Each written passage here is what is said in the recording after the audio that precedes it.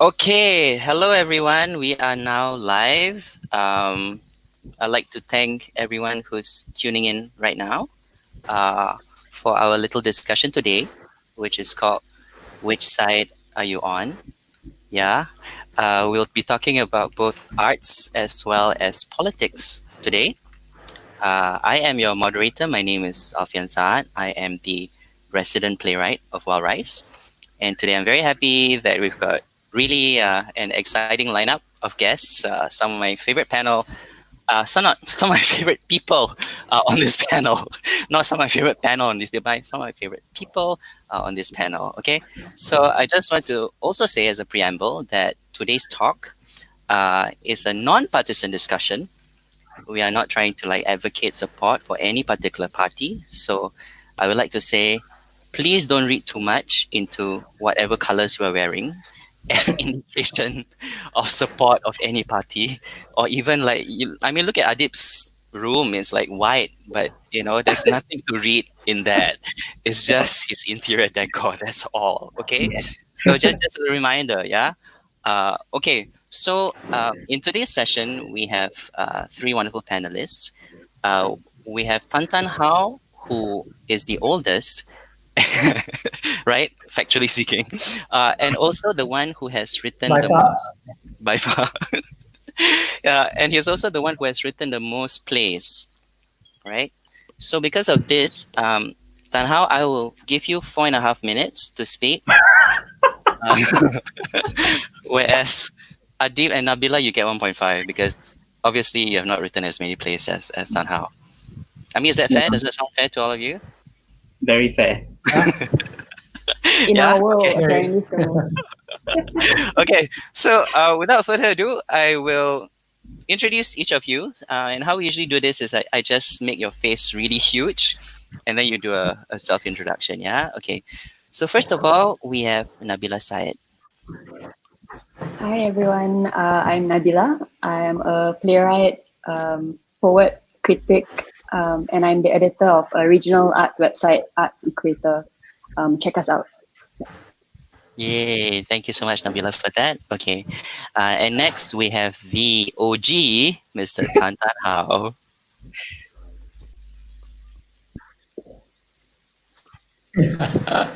Thanks, Alfian. Thanks for having me. I'm a political writer, as well as a children's novelist, occasional arts activist.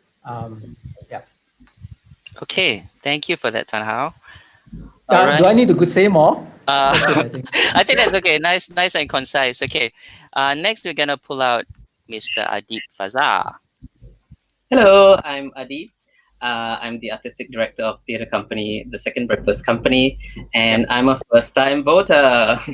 Wow, you are gonna get deflowered in these elections. That must be really, really exciting. Okay, all right. So, just informing viewers who have started to tune in right now that the format of today's discussion will be in two parts. Okay, so the first part we'll talk about how artists have portrayed politicians in their plays, how politicians have provided inspiration for some of their writings, yeah.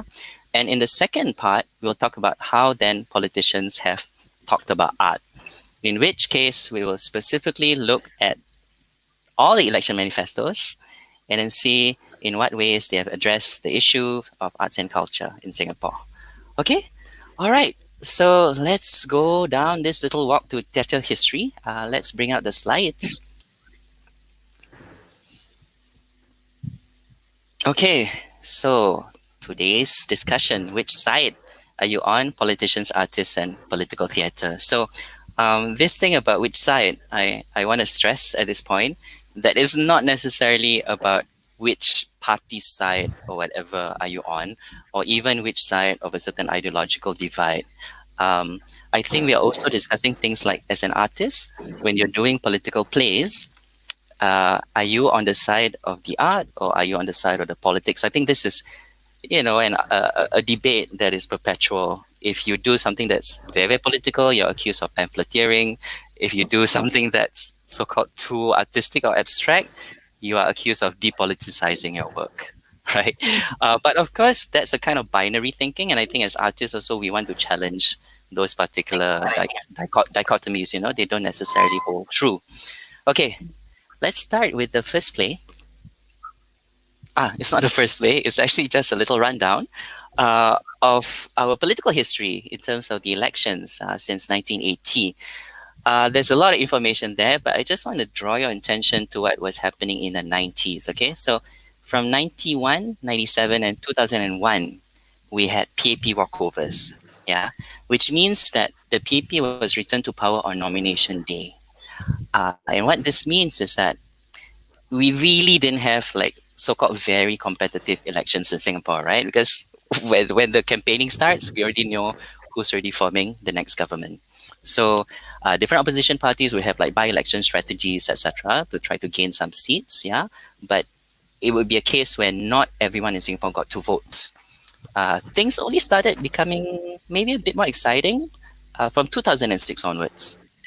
Yeah, so a lot of people felt more enfranchised. They could start voting. So 2006, I think all constituencies contested, except for Tanjung Pagar, I think. And then in 2011, it was the watershed elections. And then 2015, the most recent one. And I think what we will realize, what we'll notice later, is that there were many, many politically themed plays that were written in 2011 and 2015. Okay, so let's start in 1980, actually. Next slide. To look at this work by Robert Yeo, which is called 1 Year Back Home. Okay, and I'd like to invite Adeeb Fazah, who will be staging this play, right, under the Second Breakfast Company next year, along with 2 other plays that have been written by Robert Yeo, and they're all part of this trilogy, which is called the Singapore Trilogy. So, Adeeb, tell us a little bit about this play. Yeah, so 1 Year Back Home is the second part of the Singapore Trilogy by Robert Yeo. And this was in 1980. It was actually produced and directed by Max LeBlanc. Right. So the story is, it continues from the first play. And this is about 2 friends, Chai and Fernandez, who they return to Singapore and they are political rivals in a by-election. And explicitly in the play, it's stated that Chai is running under the PAP ticket and Fernandez is running under the Workers' Party ticket. So that's really right. Wow, that's really interesting. So I'm very curious, who won? Who won? Is that a spoiler? You can't tell us? Okay. Sorry, what? We'll have to come and watch the play, right? Yeah. yeah. You won't spoil it for us. Yes, this is a nail-biting contest between the PAP and someone from WP. I think what's interesting is I suppose like the political climate of the time being the 80s. I would think that was really quite daring for Robert Yeo to write such a play. Yeah. Yeah, it was actually quite difficult to get it staged back then. And like Robert had to write to like the Ministry of Culture to get all these like permissions, and it took quite a long time to get the permission. Like 1 month after he submitted the permit application, he was actually rejected. Right. So he really had to fight. And, there was a lot of like phone calls and letters, and then negotiations and all that. And negotiations, yeah. Okay, great. Yeah. So we are very looking forward to watching this next year. Okay, next slide, please. Okay, this is the OG's play. By the way, the other day we were telling Ton Hao about this word OG, and we were testing him. Did he know what it meant? No.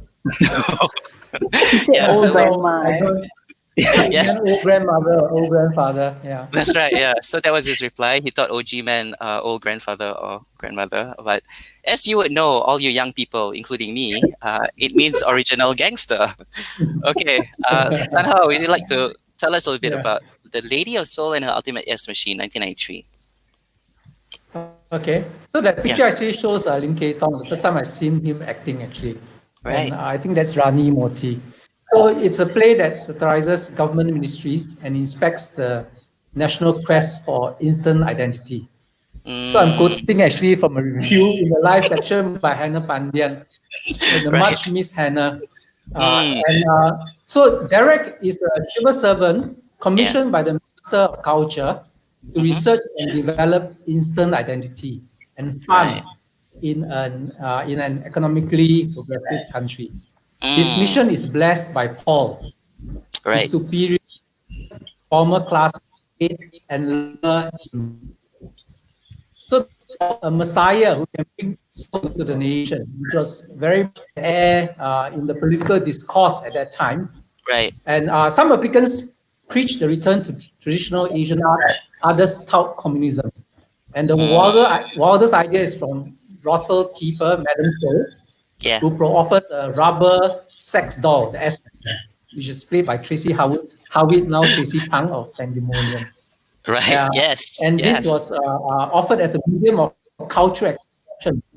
Thinking that trying to buy or copy soul as a commodity will produce only the titillating but artificial. Of course, Hannah didn't say, but at that time I thought it was just as valid a mode of expressing soul, because who are we to preach, right? Right. Yeah. So I just have one question for you, Tan Hao. When you're writing these characters of like ministers and ministers of state in this play, did you yourself feel a little concerned as a writer? Not really. No. I had a lot of fun. This was the first play. What's interesting is that the play was written at a time when the censorship regime was much stricter.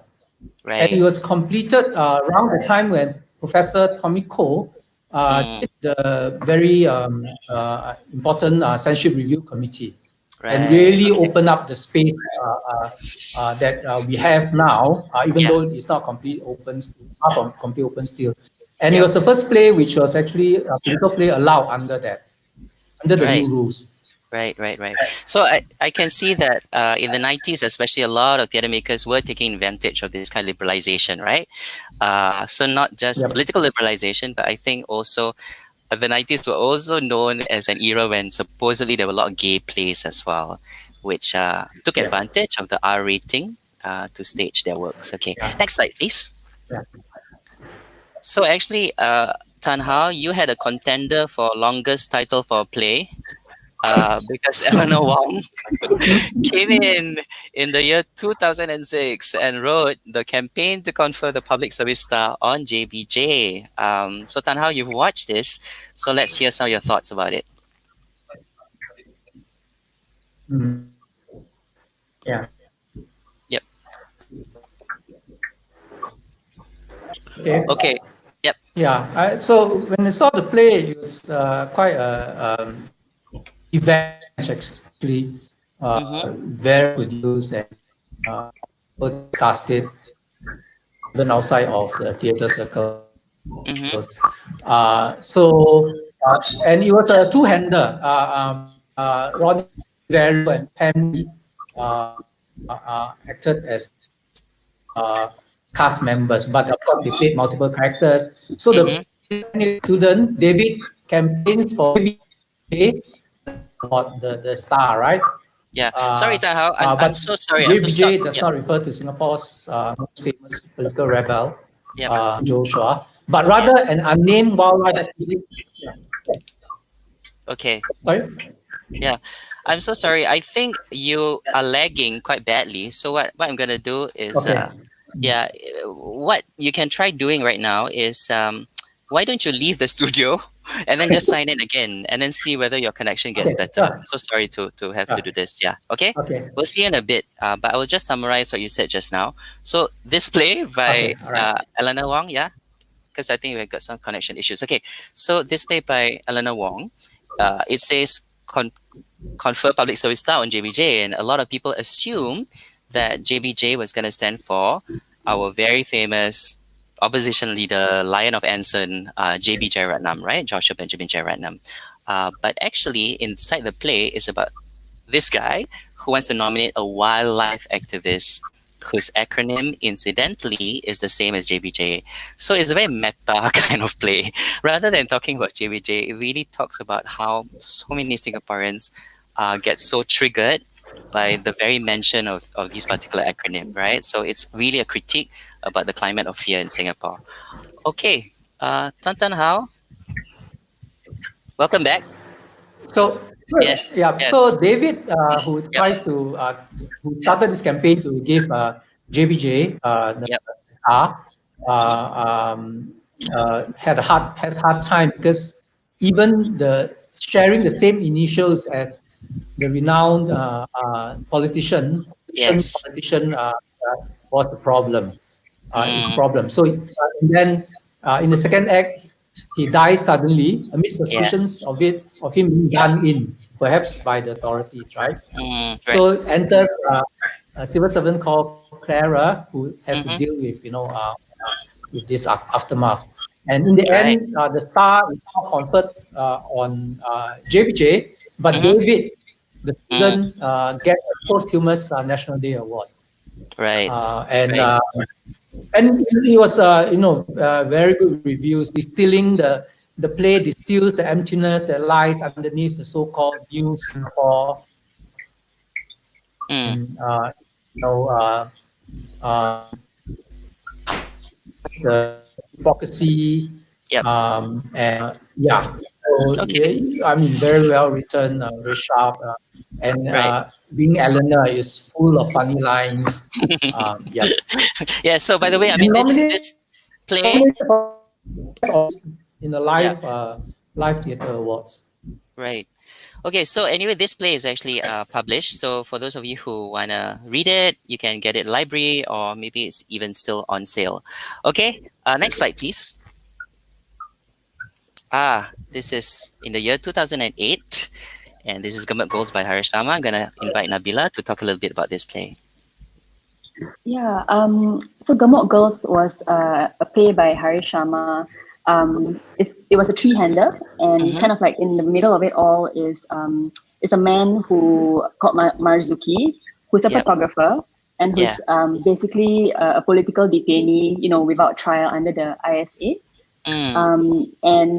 But we kind of focus also on his daughter and his granddaughter, so like his descendants, Mm-hmm. and kind of like the effects of what happened to him on them. And something interesting that I think Harish did was, I mean, the Yeah. play was super funny, Yeah. but it also kind of looked at alternative futures. Right. So the one that I can remember is like CTK, who was playing Juliana, the granddaughter. Yeah. You saw her as two alternative, like two characters, right? So one was an activist that was Yep. trying to champion abolishing ISA, Right. and then like later on we see her as like a more kind of like buttoned up politician who eventually becomes, or maybe Yeah. doesn't become, the first Malay prime minister Of Singapore. um, Yeah. of Yeah. Singapore, and that kind of like ended the play, right? Her speech, and it also ends with the country giving her grandfather like a posthumous prize as well for like freedom and like humanity and stuff. Yeah. So Yeah. that was like a super powerful play. Right. Yeah. And actually, CTK plays a Malay PAP political candidate, right? So actually, the play opens up with her going for one of those tea sessions, and then she makes a Yeah. speech, and then they're so impressed with her. And you're right, actually, that the play kind of bifurcates into two alternative features. So in one, in which she works outside the system, she tries to become an activist, and another one where she works within the system, but then plays the long game, and then finally becomes a prime minister and rehabilitates her dad. Yeah.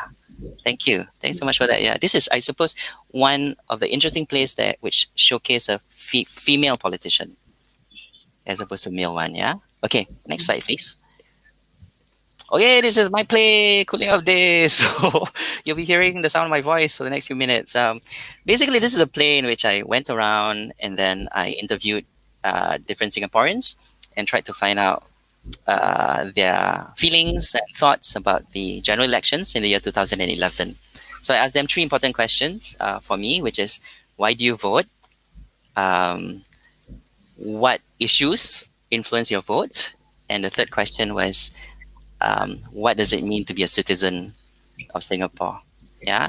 So in terms of who's represented, who are politicians, there were two political candidates who I spoke to, and they were Teo Solang as well as Vincent Wijaysinghe, both of them for SDP. I tried to reach out to a lot of other candidates around that time, but I think there's an issue of maybe they don't trust me. Maybe they need to vet some of my questions, etc. So it was a bit more of a hassle, but I got those two particular candidates because they were a lot more trusting and open to me lah.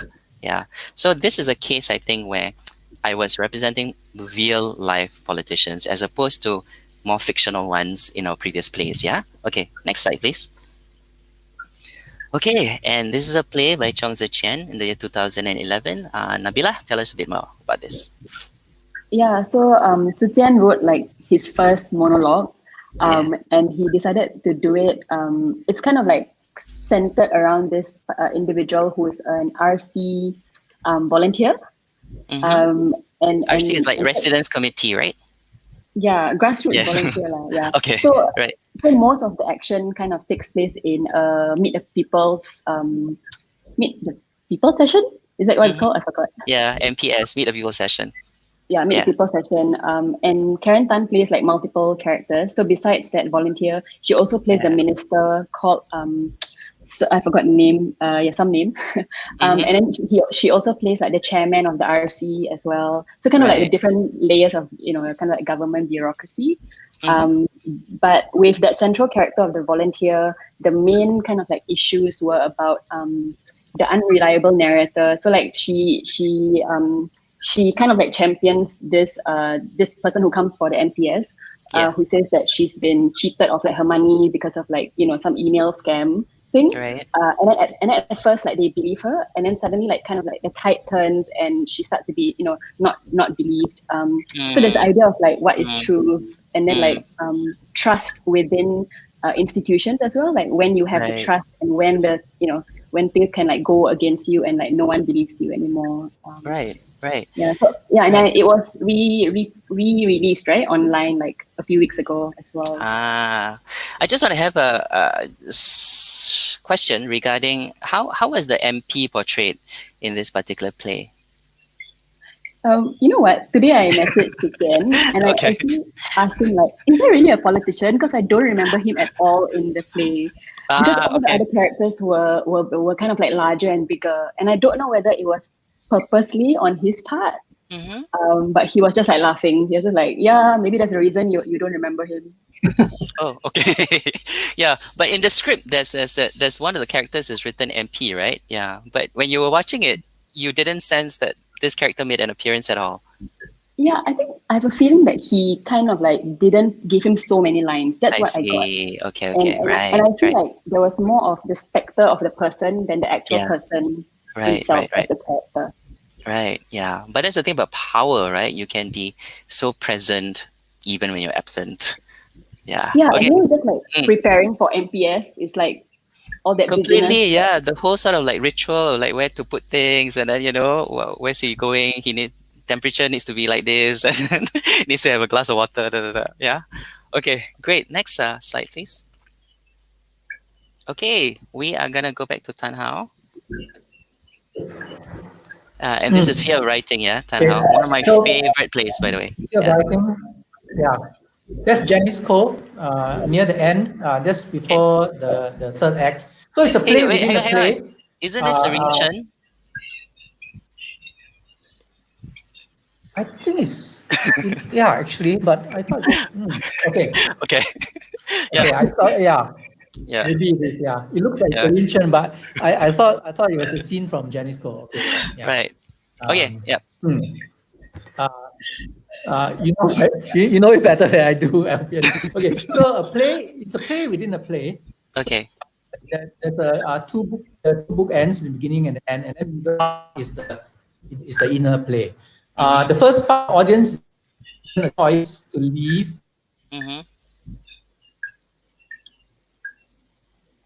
Yep. Money back.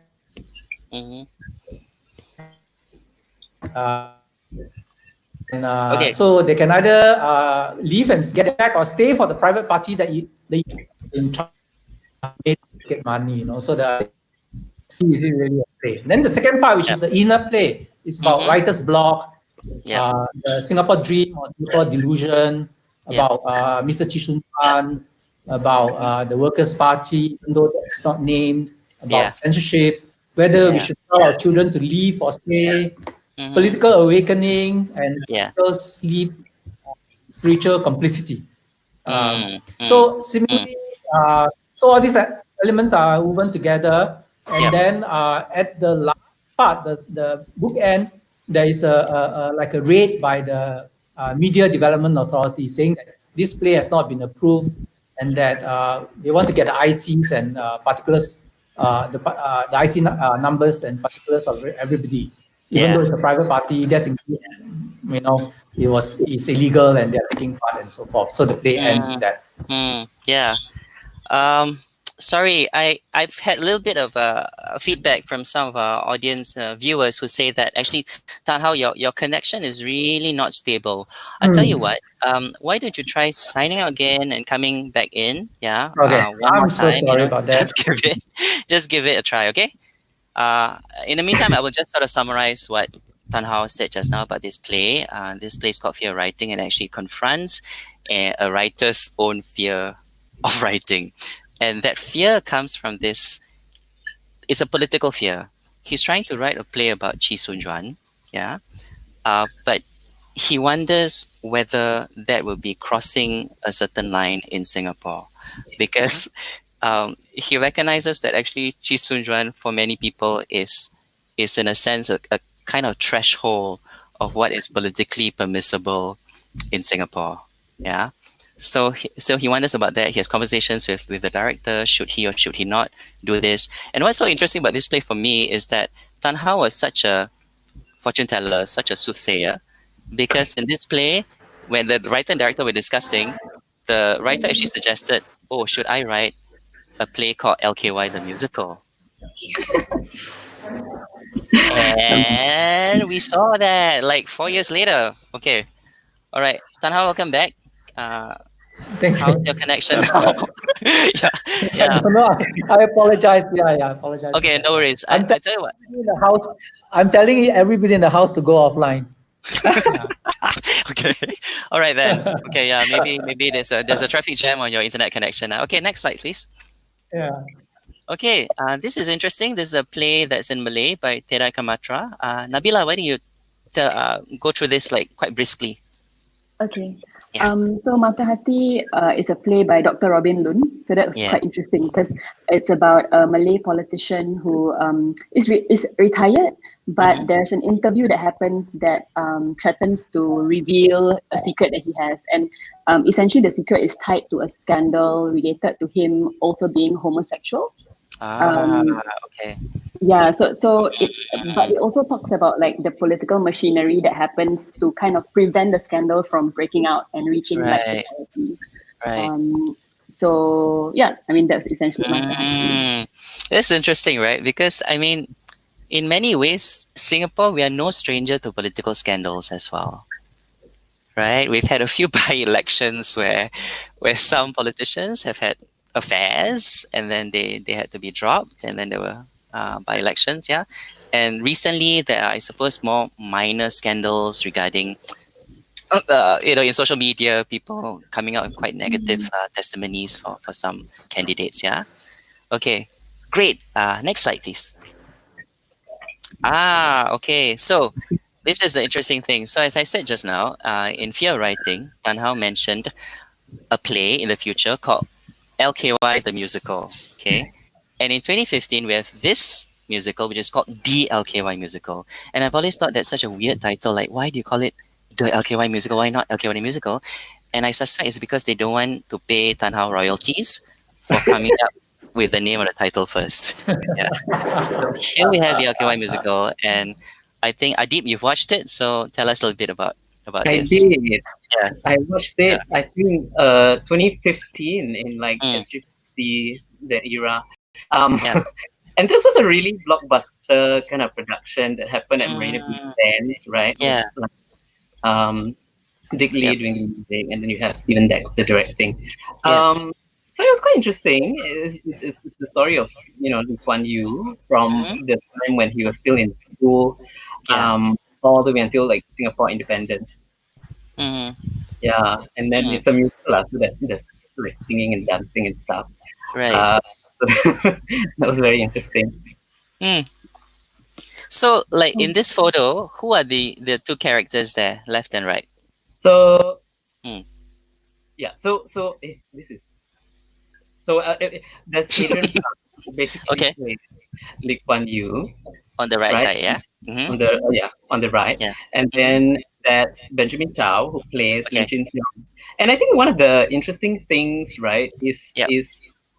that Lim Chin Siong wasn't just this like two-dimensional villain Mm, sort of character. It was given quite mm-hmm. a nice, sensitive treatment in terms of his human kind of story. Right. Um, yeah, so that was quite I want to say surprising, Mm-hmm. you know, Yeah. real. And I Mm, think both actors actually did really well. So it was quite right. good to watch the two characters sort of side by side lah. Right. Right. So Mhm. you thought it was quite a fair-minded treatment of these two rival politicians. From what I Yeah. recall, Mm. Okay. No. yeah, No. That's great. Yeah. And yeah, also just a little bit of trivia. Benjamin Chow. The next year, he won Best Supporting Actor for this role, yeah. and then Adrian Pang won Best Actor. uh, as Lee Kuan Yew. And then I think there's a historical resonance there as well as to who's best actor and who's best supporting actor, right? We can do a little reading into that as well. That sort of like reflects their place in history as well. Okay, Yeah. okay. Next slide. Okay, very briefly, this is my play called GRC. As you would know, it stands for Group Representation Constituency, but in Malay, we had another kind of interpretation. GRC also stood for Geng Rebut Cabinet, which means a gang that's trying to seize cabinet positions. Yeah. So it's a political satire. It's based on a completely fictional political party, which is called Workers' Action Party. The logo is a combination of both a lightning bolt as well as a hammer. I don't know whether you can see it very clearly behind there. And then the lightning bolt has got like a Chris because handle because this play takes place in an alternate universe where the Malays are the majority, and in this GRC, the minority candidate is a Chinese woman. Yeah. So this GRC looks a lot like our panel right now with Tan Hao as the minority candidate. Okay. Next slide. Okay. So this is a play, another piece of documentary theatre. This time done by Drama Box. It's called It Won't Be Too Long, and it looks at all the issues that were surrounding Bukit Brown and about heritage activism and about preserving parts of that cemetery and protecting it from actually being developed into. I think they wanted to have a road or highway, right? That would cut into Bukit Brown. So what's interesting about this play is that the playwright Jean Tay, she managed to get access to Minister Tan Tarn, and so interviewed him, and he did come across in the play as a really nice man. So sometimes we think, oh, artists might not give politicians a kind of flattering depiction or whatever, but I think this also was very fair-minded.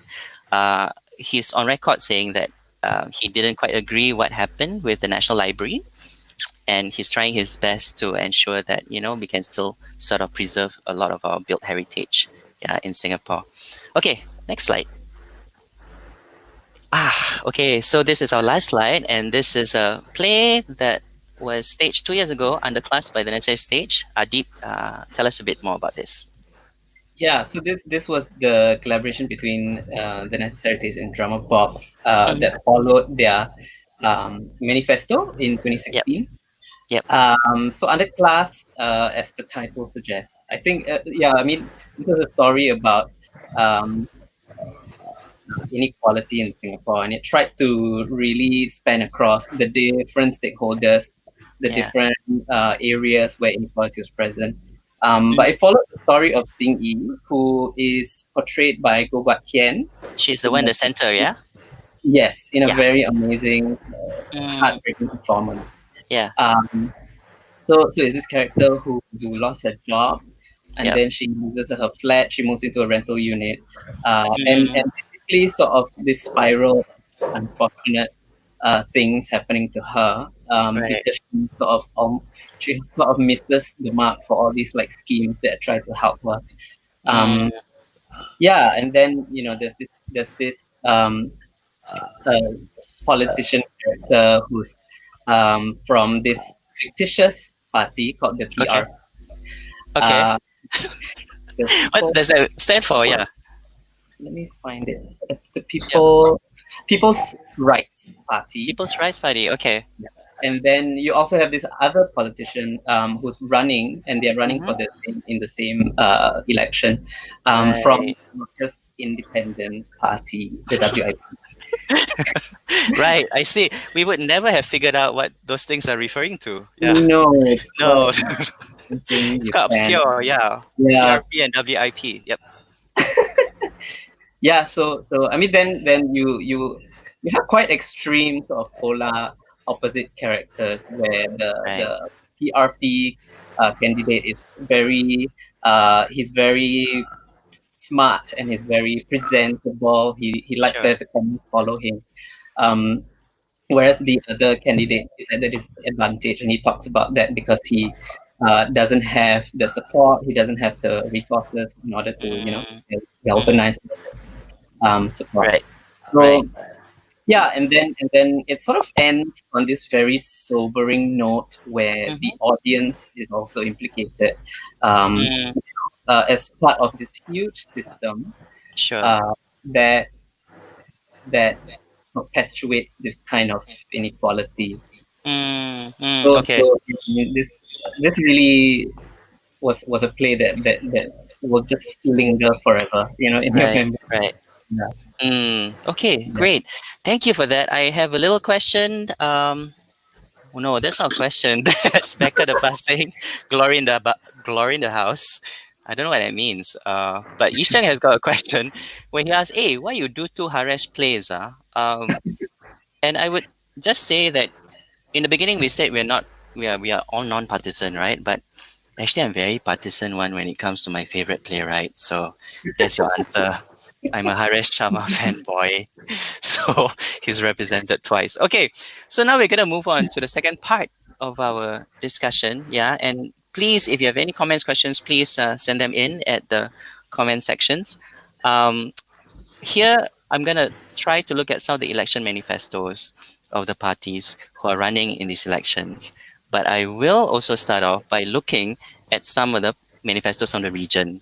Okay, a little caveat here. Just because I'm showing you other countries' manifestos doesn't mean we are endorsing or supporting those other parties. I don't know why I have to say this, but there are very mischievous people out there who'll be like, you'll know what I mean. Okay, next slide. So they will see something like this, Barisan National Manifesto from Malaysia, right? And they will say, oh, Alfian is a pro-Malaysia activist. So I will say, I'm just showing this to give you an example of how they mention arts and culture, okay? So interestingly, the slogan is Bersama BN Hebatkan Negaraku. It means together with Barisan Nasional, make my country great. Shades of Trump there, okay? So you open the manifesto, the first thing you see is, next slide, Najib posing as Colonel Sanders because he's appealing to the Malaysian love of fried chicken, right? This is a good pose to get voters. Next slide. Okay, so the whole thing is very, very glossy, many pages, as you can tell, 220, right? It's like a novel. Next slide. But these are some of the things that they say about the arts, yeah? So these are things that they dangle in front of the electorate. So let's have a look at those things. Number 10, upgrading of the National Arts Academy into a full university to be renamed P. Ramlee University. Okay. Number 25, individual tax incentive of 1,000 Malaysian ringgit to those who contribute to empowering national arts and culture. Number 26, injecting funding of 3 million Malaysian ringgit to the Artist Welfare Fund every 5 years. Okay, next slide. It's quite comprehensive. Okay. Number 27, setting aside a grant of 5 million ringgit every 5 years for heritage activists. And number 28, enriching efforts towards the flourishing of arts and culture in society by providing venues such as the Wisma Kesenian dan Kebudayaan, which is Center for Arts and Culture. Okay, any thoughts, guys? What do you think of these proposals?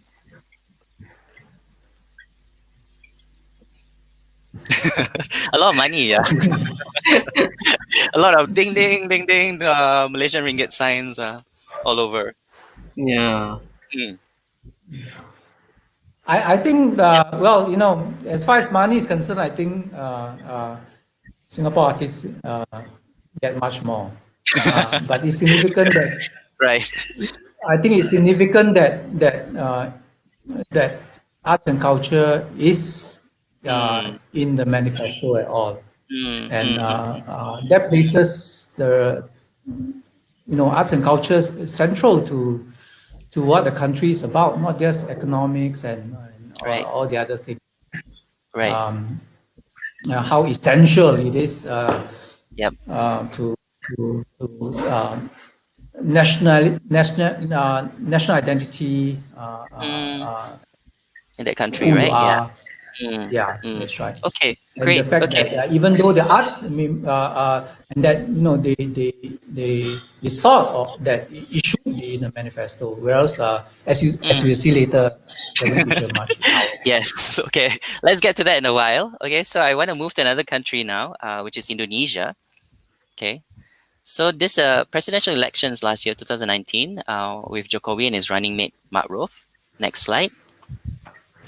So they have 9 main pillars in this manifesto, and very interestingly, they've dedicated one entire pillar, which is the 5th pillar, to cultural development, which reflects national identity. Yeah. And for that particular clause 5.4, it says developing the promotion of arts and culture. Okay, next slide.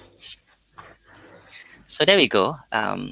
To revitalize and enhance the development of cultural centers, museums, and cultural heritage sites in the regional territories. So as you know, Indonesia is this vast archipelago, right? So I think they're always kind of quite focused on what's happening in all the different territories. Yeah, and also to utilize cultural promotion to support community welfare through the development of cultural tourism and creative industries. Okay, next slide.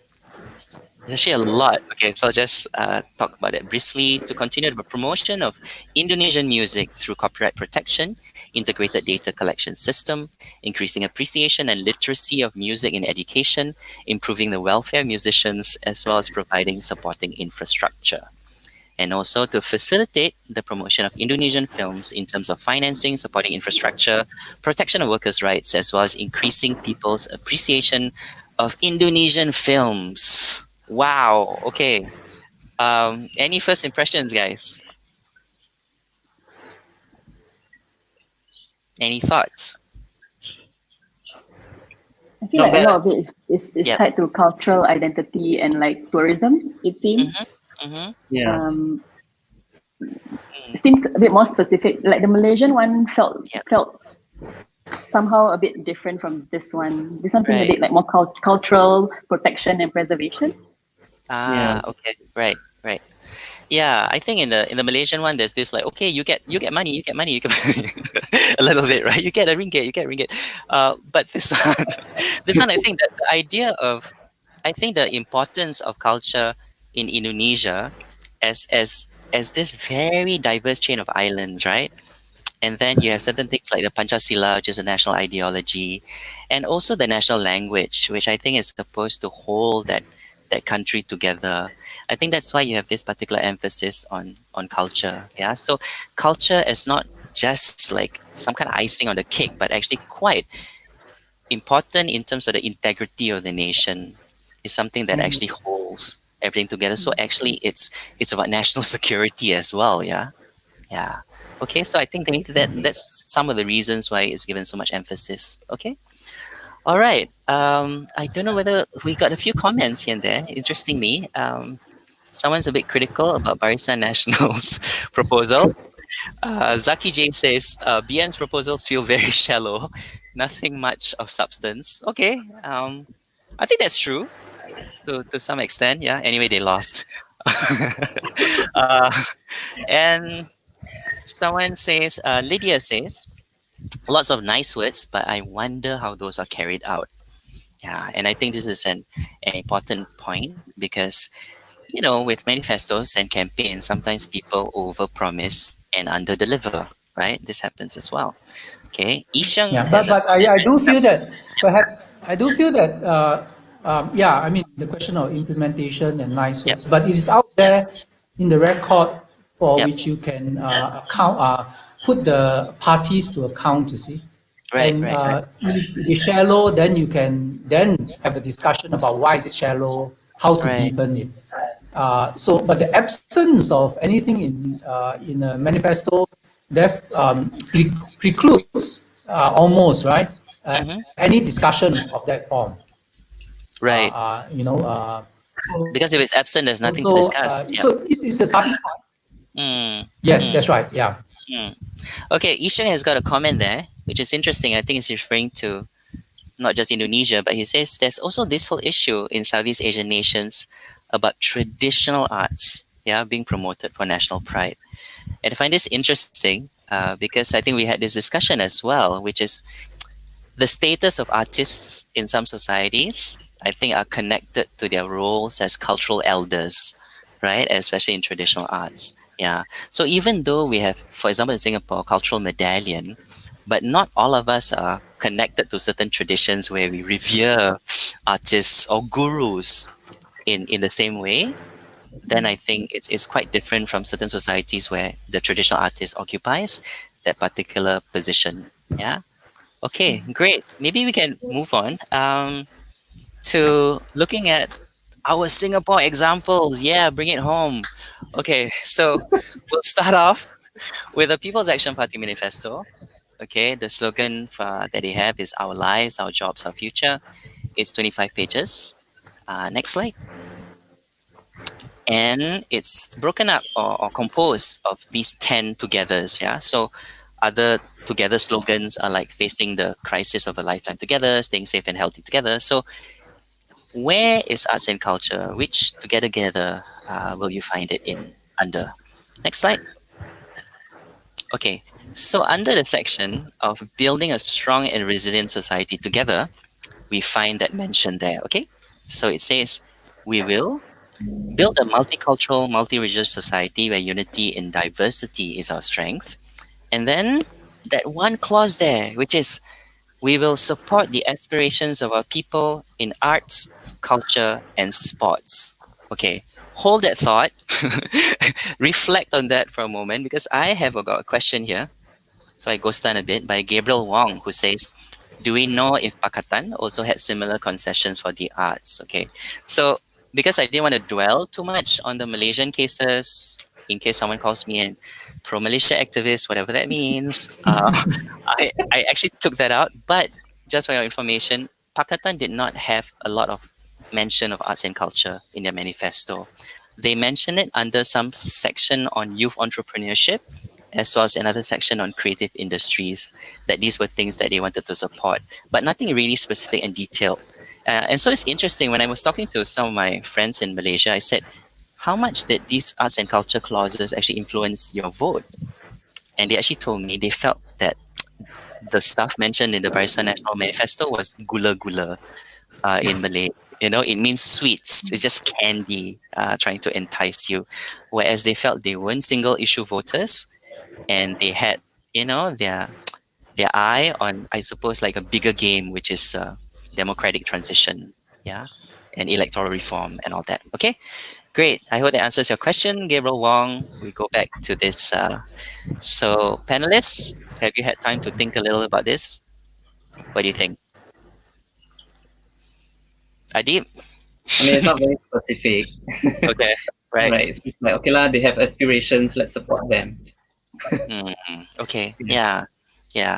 So I think it sounds a little bit like motherhood statement, right? It's kind of lacking in detail. Okay, never mind. Let's see whether anyone does better. Next slide, please. Okay, so this is the Workers' Party Manifesto, 42 pages. The slogan for them is "Make your vote count." Next slide. So they've divided the manifesto into 5 chapters, and in the chapter 5, a resilient democracy, there's something that's actually quite long. Yeah. So next slide, please. Okay. So this is what it says.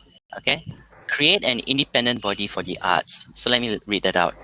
We propose the creation of an independent body for the arts, with representation from the arts community to oversee arts licensing and the award of arts grants. Support for artistic projects should be given based on considerations of artistic merit, not based on the artwork's implied attitude towards any political party or its interpretation of history. Curbing state interference in arts policy and fostering independent community-led governance is the best way to nurture a flourishing arts industry. Okay, any thoughts from anyone?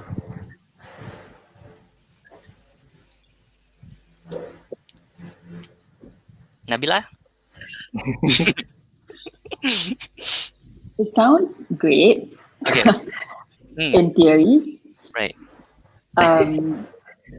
For me, it's also like replacing a structure with a structure. I have a question mark about that. Okay. Yeah, I think it's more like, I don't know, interrogating the structure a bit more, because if we're just replacing one with something similar, and then do we make arts people become almost like bureaucrats? Or, you know, how independent is independent as well, I suppose. Like how arm's length is arm's length. You know? Okay.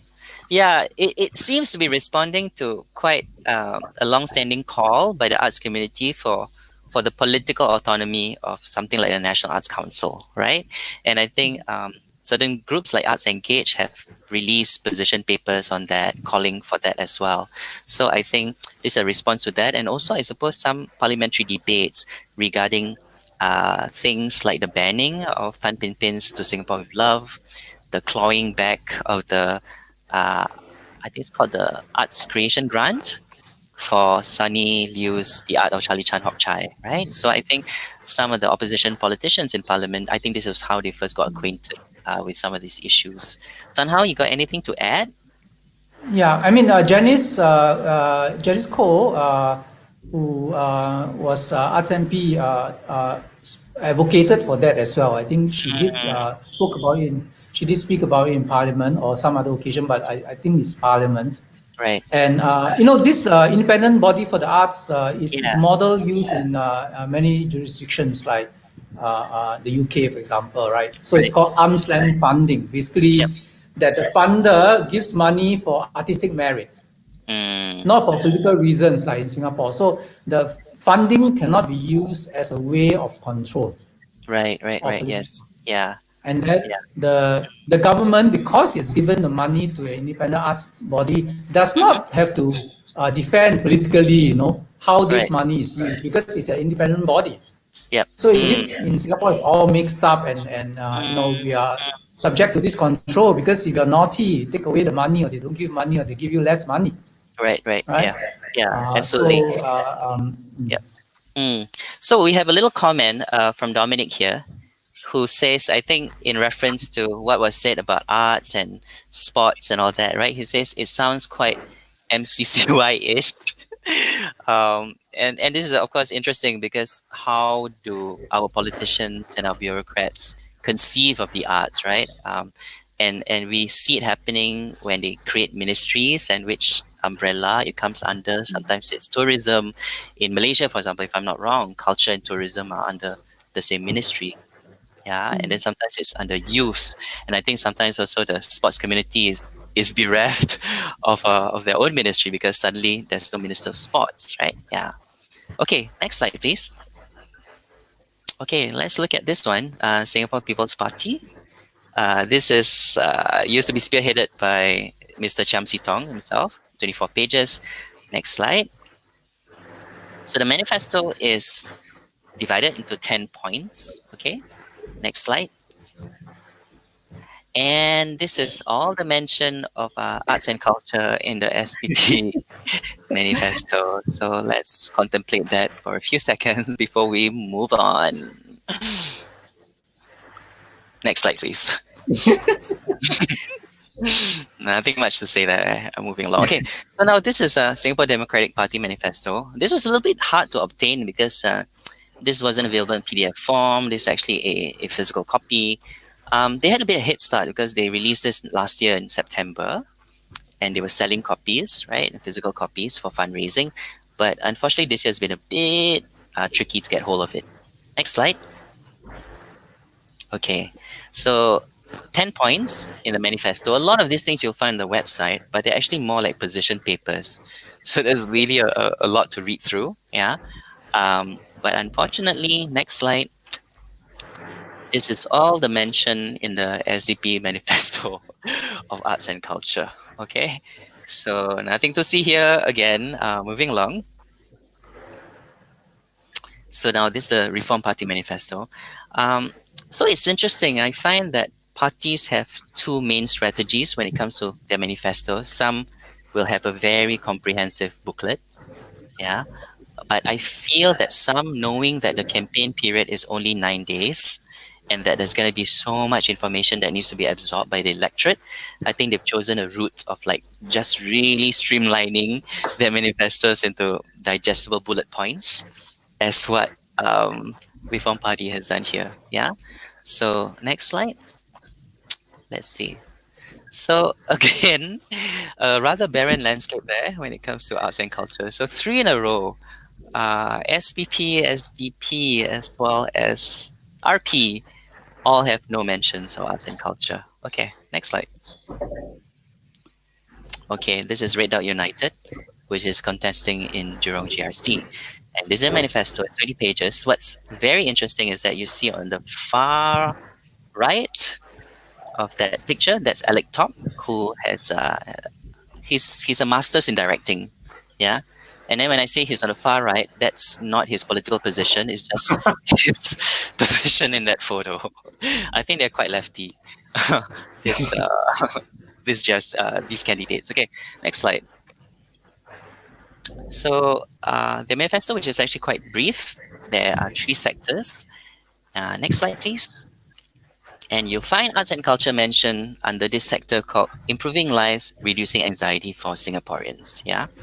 And in that sector, they've put jobs, housing, healthcare, cost of living, as well as arts and culture. So that's quite nice to be seen on the same kind of platform as all those. What does it say? Arts and culture, number one, provide more focus and effort on growing craftsmanship. And number two, provide more support for those who preserve and grow the repository of our arts and culture. Okay. Any responses to this?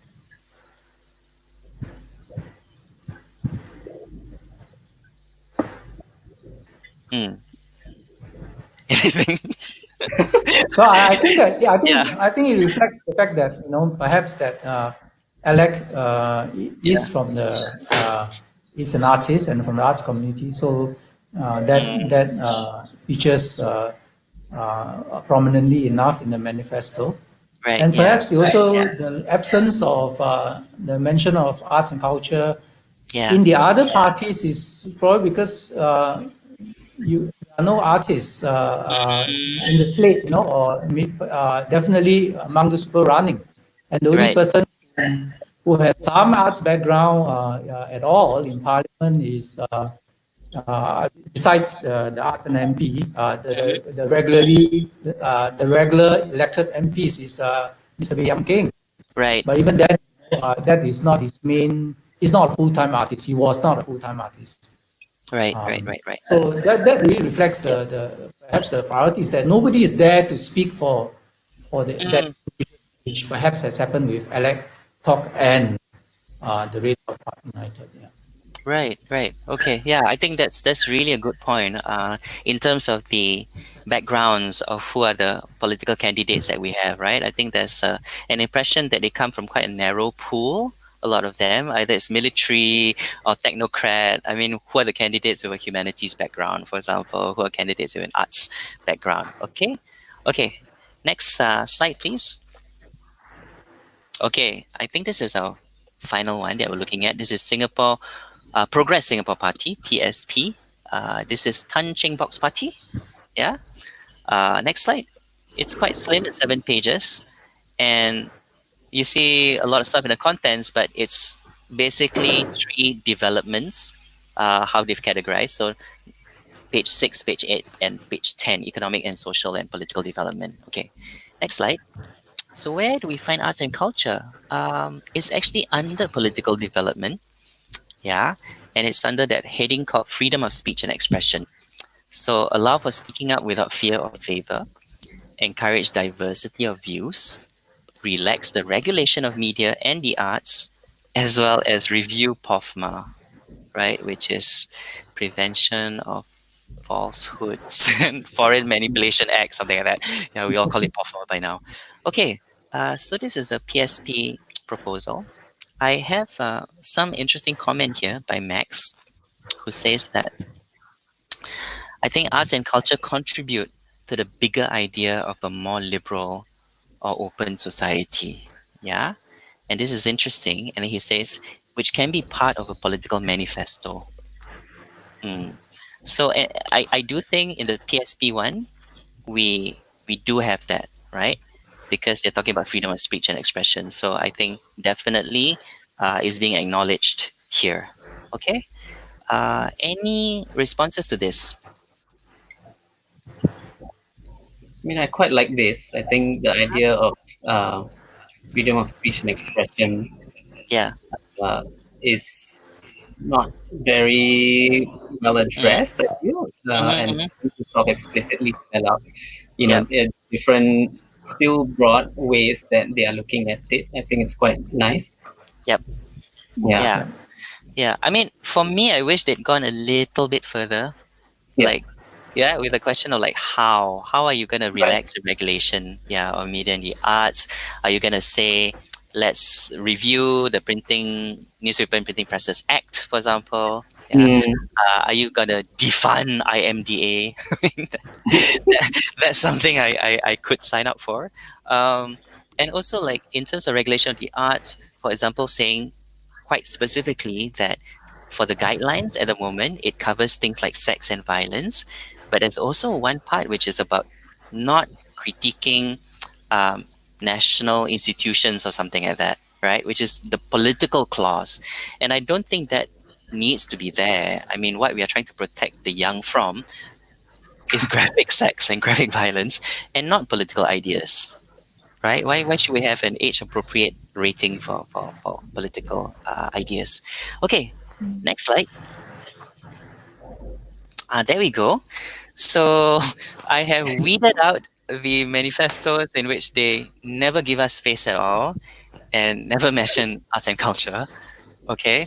And I want to say, okay, later on I will say that there have been other groups that's been scrutinizing manifestos based on particular issues. So our issue is arts and culture. Yeah. And I feel that right now it's time as voters, as people who all these parties and candidates are appealing to, they're trying to woo us, they're trying to win our hearts and minds.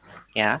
What is your report card for these particular manifestos? So first I will ask, what is your highest limit or what's your maximum score that you'll give?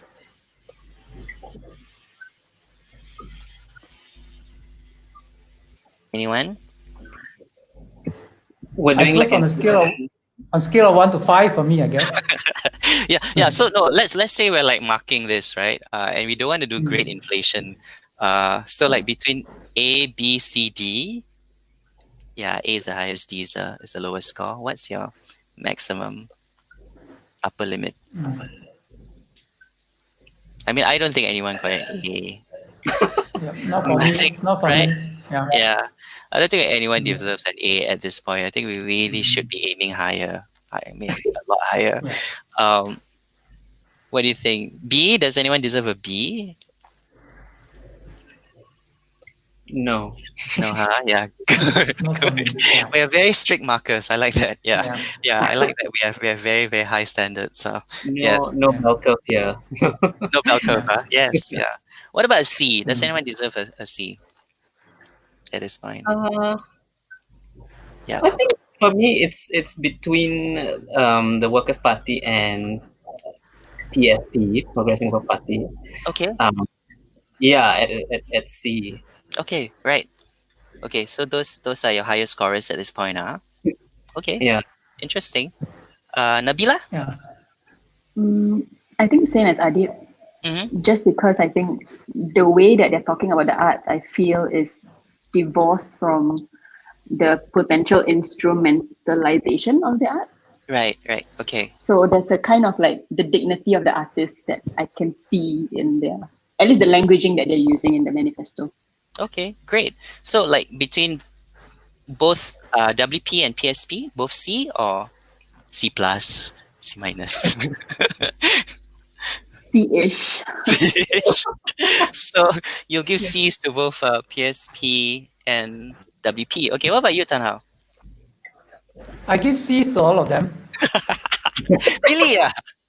Okay. Partly because the reason is that I think I'm looking for something general, a sort of statement about the importance of arts and culture or development of and promotion of arts and culture and specific recommendations under that. So Mm, WP has and PSP both have very specific measures, but do not sort of put yeah. in a context of the significance, right, of arts and Right. culture. Whereas, Right. Okay. the PAP and Red Dot has a reverse sort of statements about more general statements, but Mm, nothing really concrete. So I was looking for both. So since none of them had yeah. both.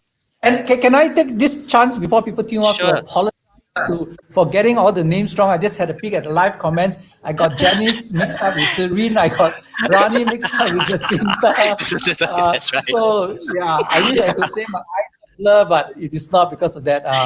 Yeah. Yeah. No, So let maybe me your just slides are say very it small. I though. don't know. Yeah. So, Yeah. Yeah. apologies to everybody for that. Yeah. So, I think I got Ketong correct. Yeah. right. Yes. Probably. So I just want to say that actually, when we are looking at this interface at the studio, actually the screen is quite small. So those of you who are watching this, you're actually looking at a big screen. So I don't blame Tan Hao at all. I think he must have been squinting at these images, and that's why I have to read out some of those things also because it's actually all quite tiny. Okay. Great. So Tan Hao says everyone's a C.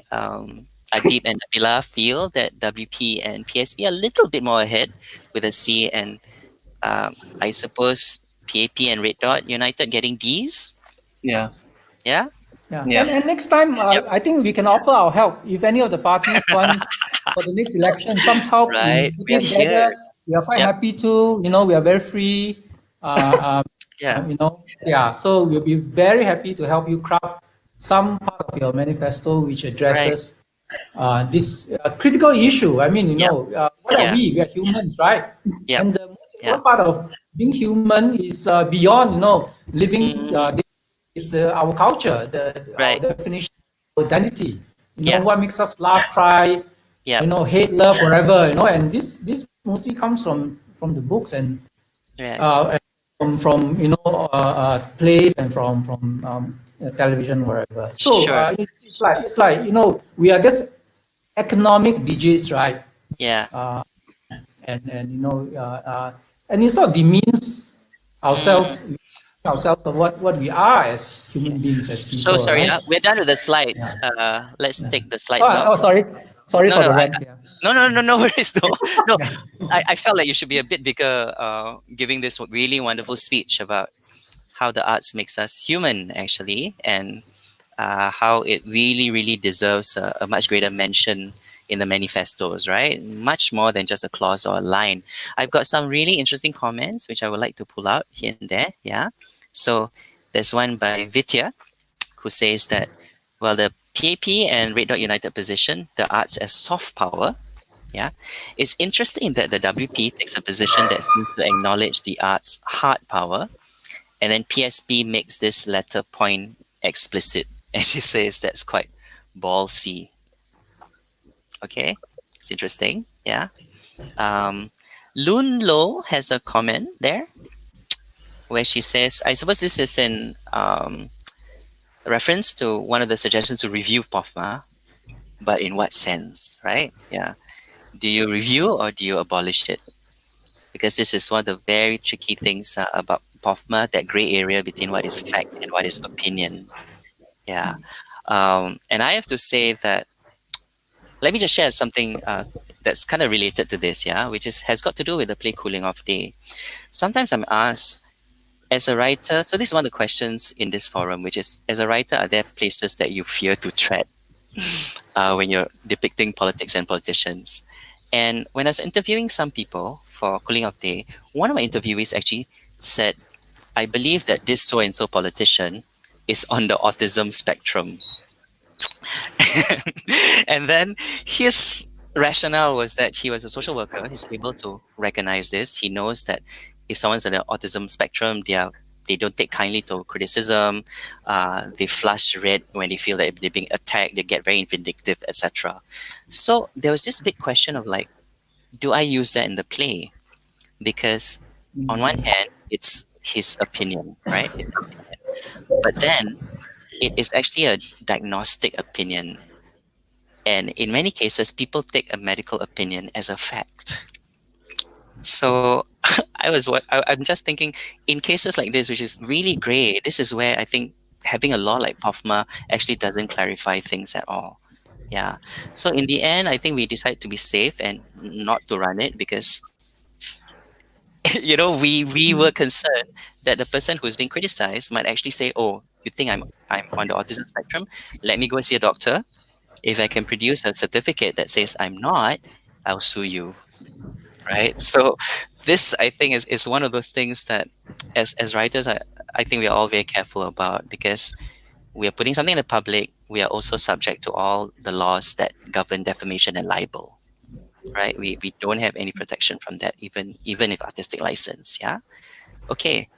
Great. Let's see some other comments that's coming in. Yeah, Dominic says everyone else ungraded.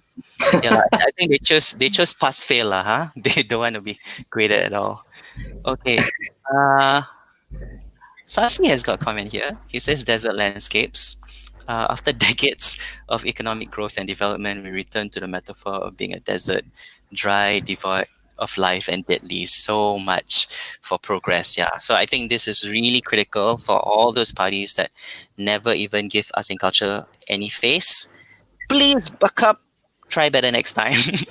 And as Tanhao has very kindly offered, like, yeah, we are here. You can consult us anytime, and we'll help you to craft or shape your manifestos. Right? Someone says it feels non-committal. Okay. Ivan Heng says, sad state of affairs, given that our arts and culture community is being so poorly represented in Parliament, how could this be improved? Big question there, Ivan. And I also want to say that actually tomorrow there's going to be another discussion about arts and culture and the elections, yeah, which is going to be conducted by, if I'm not wrong, is New Narrative, and our friend Lu Zehan will be presenting. So if you're excited about today's conversation, if you want a continuation of that, you can't get enough, please tune in tomorrow, okay? And Zehan, please feel free to publicize that in the comments page if you wish to. Okay, Zehan says, I agree with Tanhao. SG Climate's Rally's position is foregrounded in SPP's manifesto because they collaborated on the climate change segment. Yeah. And I want to say this, I want to acknowledge this, that actually SPP's climate platform is really one of the strongest, if not the strongest, among all the manifestos out there. There's an entire pillar or clause which is just devoted to climate, yeah, and they talk about divestment and a lot of very, very detailed and rigorous stuff. Okay, so and Zehan's suggestion is, so actually the arts community should be more forward in helping parties formulate the arts and culture segment of their manifesto. So it's very clear that they need help. So all those deserts are actually SOSs for us to try to lend a hand. Yeah, to whichever party I suppose approaches us. And although I do wonder, would you be afraid to if any political party were to say, "Hey, can you help us to do this?" Do any of you still have fears about being associated with political parties? I think if they're just approaching to get a sense of Mm, the situation, yeah, I'd be more than open to help out. Yeah. right, right. Okay.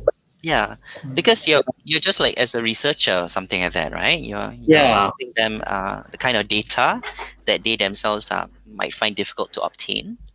Yeah. Yeah. Yeah, and we are a constituent also, right? I think the artists are also a constituency Absolutely, of. absolutely. Yes, yeah, yeah. But this is a very good point, Nabila, because I want to draw out something that Isheng is asking, which I think is also important for us to discuss. Where when we talk about ourselves as a constituency, how homogenous are we? Uh, and I think this is something we've been dealing with for quite a long time, right? What constitutes the arts community? Are we kind of like politically or ideologically similar, or is there No, I think it's yeah, and thank goodness we aren't, yep, mm, because we need diversity among ourselves as well, right, right, And some yeah, of us might want to write it for SDP, or some might be happy to write for the PAP, because we of have course, different yeah, values attached, right? Because we are not single issue people. And right, even in some single issue, they are very conservative artists, and yes, conservative along different dimensions, yep, and might be liberal in some dimensions. So if we are all the same yeah, people, and if we're all the same artists, goodness me, then we all be seeing the same place. We're producing the same thing. So it's a good thing. Diversity is right, good. yeah, Yeah. yeah, yeah. I mean, Becca has got a question there. Can we even agree who is part of the arts community? Thanks, Becca. We love your questions there, which are designed to lengthen these panels by at least another hour. but, but this is good question. Yeah, Yeah. Can I answer that? sure, Tan Hao. You you have different constituencies in the sub constituencies or sub interest groups in the arts community, and when you Yes. come together, you are part of Yeah. the arts community. You are one part of the arts community. Nobody is claiming to say that we are representing everybody, right? So you only can Yeah. those Yeah. people who want to be represented in a particular cause, Mm. right? And if you Yeah. don't come on to be represented, then we don't speak for you, and we don't Right. claim to speak for you. We only Right. speak for people who want to be spoken for that Mm, particular cause. So I mm.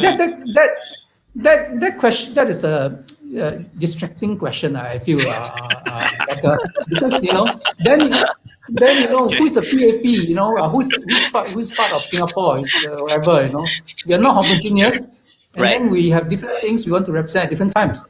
Sure. Okay. So I suppose in terms of say political strategy, then knowing our diversity, are we then considered like a significant constituency? You know what I mean? If I'm running, right, I would like to know there are specific groups with like kind of like quite homogeneous and single-minded, so that I can appeal to them as a group that will probably like vote the same way if I appeal to shared interests. So I think we've got a few groups that have also given scorecards um, to the different. Wait, Becca has got reply. Tan Hao, don't tell me how to dress. Singapore, check yourself. I don't know Okay. what that is. Okay, Yeah. yeah. So I'm saying that We in have a terms of separate like, chat, Becca. yeah, take this offline, you guys. Um, so as I was saying, because okay, so as you can see, right, in the ticker tape, so the climate lobby or the climate group probably like think the same way, and they might therefore be a certain community or constituency that you can try appealing to. Yeah, I think there's also, for example, the LGBT community. I think there's a group.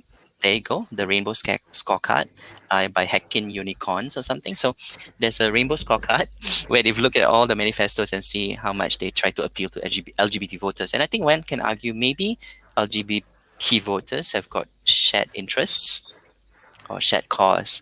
But I guess once we talk about the arts community as being very diverse, then do we form a voting bloc? Do we have a kind of political power then as a united constituency? Any responses to that? If there's a Singapore Arts Party, Right? Yeah, a single issue party, Perhaps. right? Yeah, yeah, equivalent to the Green Party, I mean, right. would we vote for him or her, right? Yeah, And yeah. uh, standing against whoever. Yeah. Mm, So mm. yeah, I would. Okay. Yeah. Yeah. Okay, great. Um, I'm just thinking, okay, maybe as a closing. So since we're talking about single issue parties and also single issue voters, um, at the end of the day, we are also not single issue voters, right? As much as a lot of these things mean a lot to us, but so I want to ask this question to all of you. Throw this out: what other issues actually would you be concerned about in these elections, other than arts and culture?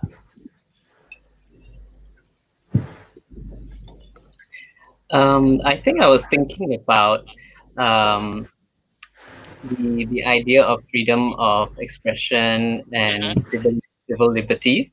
Yeah. Um, yeah, and I think what we discussed with the PSD slide, Hmm. was something that sort of stood out for me. Yep.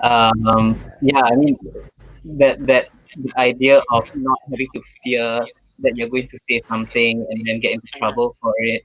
Yep. And especially because if you're an artist, then that fear is not helpful at all, Right. right? Right. Right. Yeah. So I'm thinking about that. Uh, Mm. yeah, I mean that's one of the more things I'm looking at, lah. Right. Right. Okay. So sort of like a general. Let's not have a climate of fear. More sort of like a freedom of expression issue. Yeah, Yeah. Okay. yeah. Nabila, any other issues that might influence your vote? I think mine is more about how to restore dignity to Mm. vulnerable communities, like Right. disenfranchised communities. Okay. Okay. So that would be issues related to jobs, employment, minimum wage. Yeah, also, I don't know, like survivors of sexual abuse, domestic Right. abuse, Right. Right. um, people under the poverty line. Mm. Mm. So looking at welfare, right? Okay. Great. Yeah. Tan Hao. Well, a more equal society where people are uh, decent, hardworking people Yeah.